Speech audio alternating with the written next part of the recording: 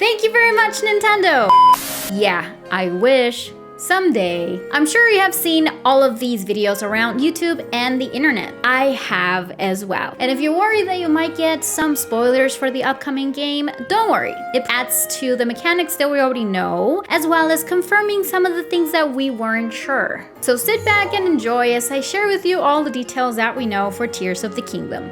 To give you a little bit of context, these creators and entertainment websites were invited by Nintendo to a press event where they were given the opportunity to play the demo of Tears of the Kingdom. However, they were under embargo. And what is embargo, you might be wondering? Basically, you're not able to disclose any information about this before a certain date that's specified on the embargo. Think of this as a small contract. Pretty neat, huh? Anyway, the embargo lifted on April 26th, and now they were able to publish all of the experience. Although some parts are still under embargo at this point, and it's really giving me a lot of anxiety. But let's talk about this. The weapons are still breakable on Tears of the Kingdom, we know that. However, now you can fuse them with anything that you have on your environment. You can even use explosive barrels and fuse it to your shield, or shoot at them these shrooms that will confuse them, and the big one is gonna start attacking the other enemies, and a lot of creative ways for you to attack or defeat the enemies. We also got a closer look at what appears to be an ability wheel. I don't know about you, but this looks oddly familiar from Skyward Sword. In Breath of the Wild, it was wiser sometimes for you to avoid some of the enemies because you didn't want it to waste that good sword on them, right?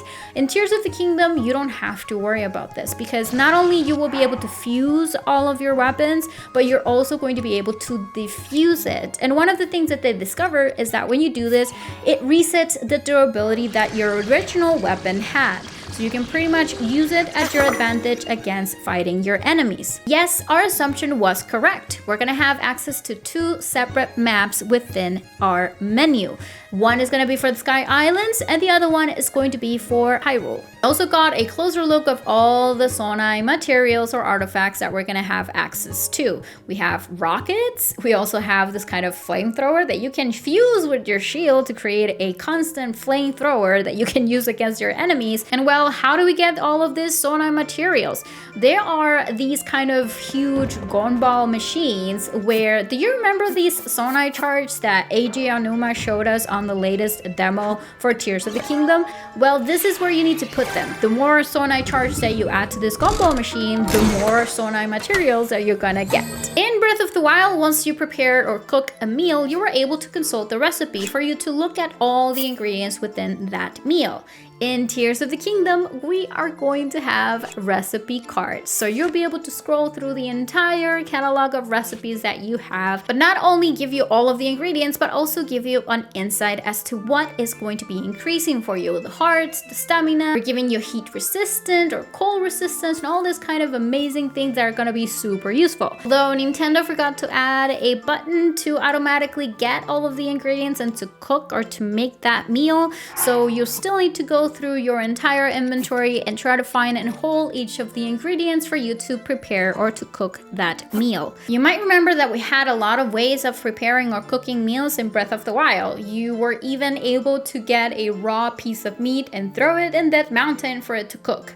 But you weren't really getting all of the benefits of a full meal. So it was important for you to either go to a village or a town or stables for you to get a cooking pot. Now we're gonna have access to Sonai portable pots, which basically is gonna eliminate this necessity. You will be able to cook or prepare your meals anywhere you go. But keep in mind that this will only work for one meal. So yeah, you will still need to find X amount of Sonai pots for you to make or to cook those X amount of meals. Yes, just as we feared, Koroks are back. I mean, it's kind of fun for you to try to find every single one of the Koroks, but 900 Koroks?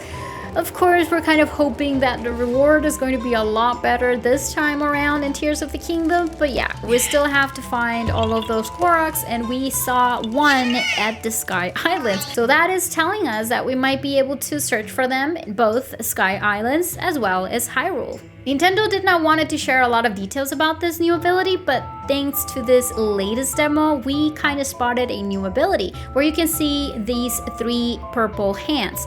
And some of them already confirmed that this seems to be saving everything that you have built or created with Ultra Hand. That way you don't have to start building from scratch. I find that Nintendo has given us an open canvas for us to create many ways of solving a certain puzzle. Just like all of these pro players out there that are still doing such amazing stunts and amazing things with Breath of the Wild till this day. We won't have a right way of solving a puzzle, as everybody will find their own creative way of solving the puzzle. If you wish to watch all of the gameplays, I have left the links in the description down below. And I'll be streaming Tears of the Kingdom Day 1, May 12, 5 p.m. Eastern Time on this channel.